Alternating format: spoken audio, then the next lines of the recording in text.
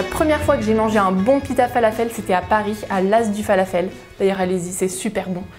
Et aujourd'hui, j'ai eu envie de refaire un pain pita falafel.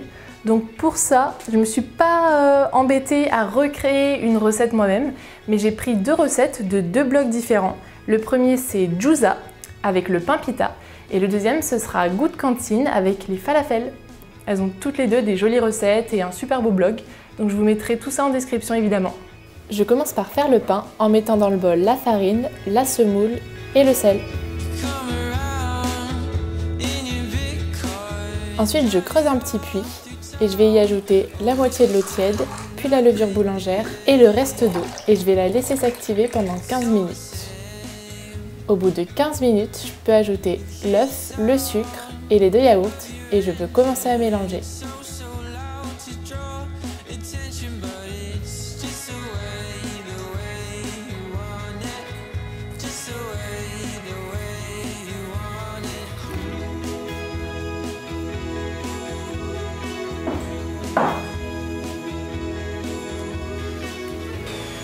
Ensuite, je continue de pétrir la pâte au mixeur et au bout d'environ 8 minutes, elle commence à se décoller des bords et je peux continuer de la pétrir avec mes mains préalablement huilées.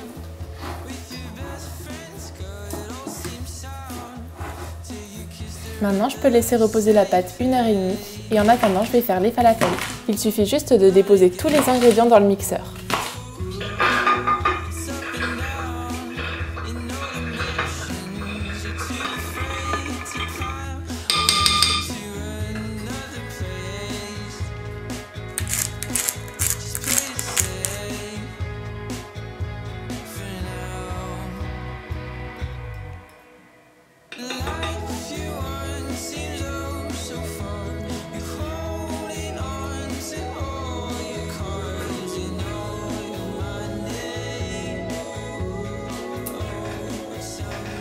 Ensuite, je vais mixer tous les ingrédients en aidant un peu mon robot.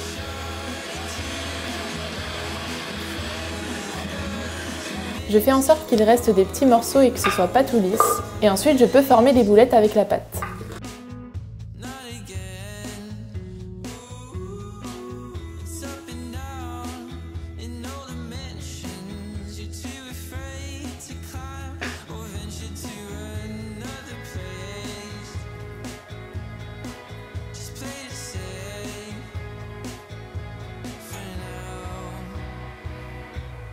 Je peux maintenant faire frire les petites boulettes pendant environ 10 minutes chacune.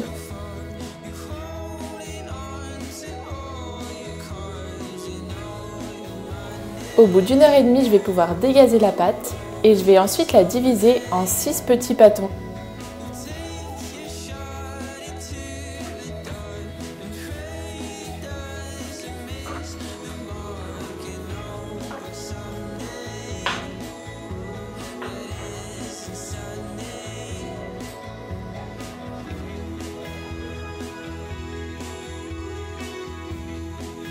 Ensuite, j'étale chaque pâton d'une épaisseur d'1 cm et je vais pouvoir les mettre à cuire un par un sur une poêle déjà chaude. Au bout d'un moment, plein de petites bulles apparaissent à la surface du pita et c'est signe qu'il faut le retourner. Je continue ensuite de le retourner environ 2 à 3 fois en le laissant bien 2 minutes de chaque côté. Quand ils sont cuits, je les coupe en 2 et puis dedans je mets du houmous, de la crème fraîche, de la mâche, du chou, des tomates, du radis, de la menthe et sans oublier les falafels évidemment.